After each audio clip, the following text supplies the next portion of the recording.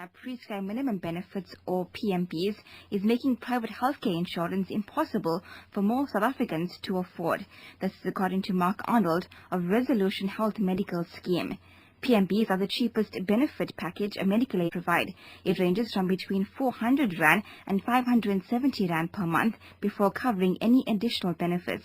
However, Arnold says the PMBs need to be reviewed to make medical aids more accessible that will ultimately reduce strain on the public healthcare system. That's the manner in which it has been implemented.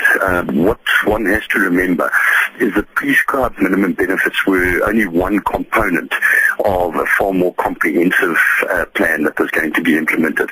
So you would have a prescribed minimum benefits which every scheme would be required to provide to its members.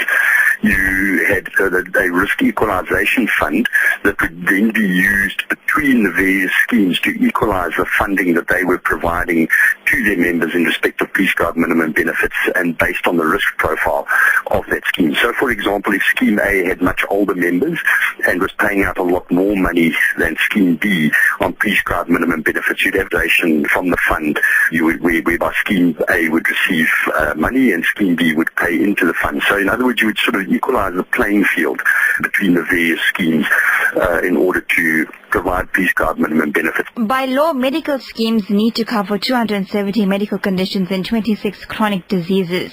Taking these prescribed minimum benefits into account, are medical aids complying with this?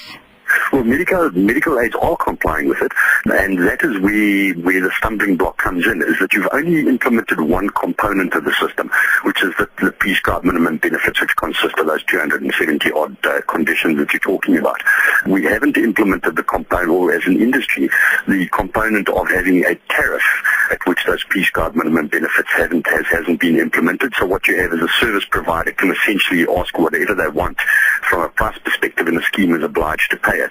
That's this false debate that there is of paying prescribed minimum benefits. Another component which would alleviate the pressure on the schemes, such as the risk equalization fund and such as a tariff at which prescribed minimum benefits are paid, haven't been implemented yet.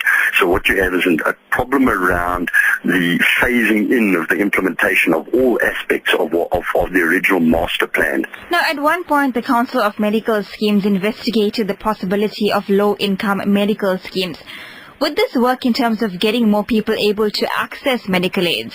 Most certainly, because if you wish to register a plan option on a medical scheme or register a medical scheme that caters for low income earners, your first problem that you have is you have to provide the prescribed minimum benefits.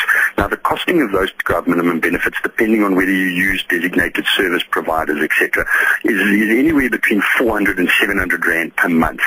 So immediately, just to provide your prescribed minimum benefits and then to provide for your administration, for your reserve building, etc., you have now already started to price a prescribed minimum benefit package out of the financial reach of the majority of low-income earners.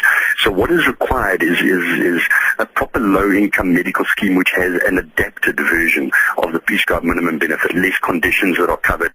And that was Mark Arnold of Resolution Health Medical Scheme.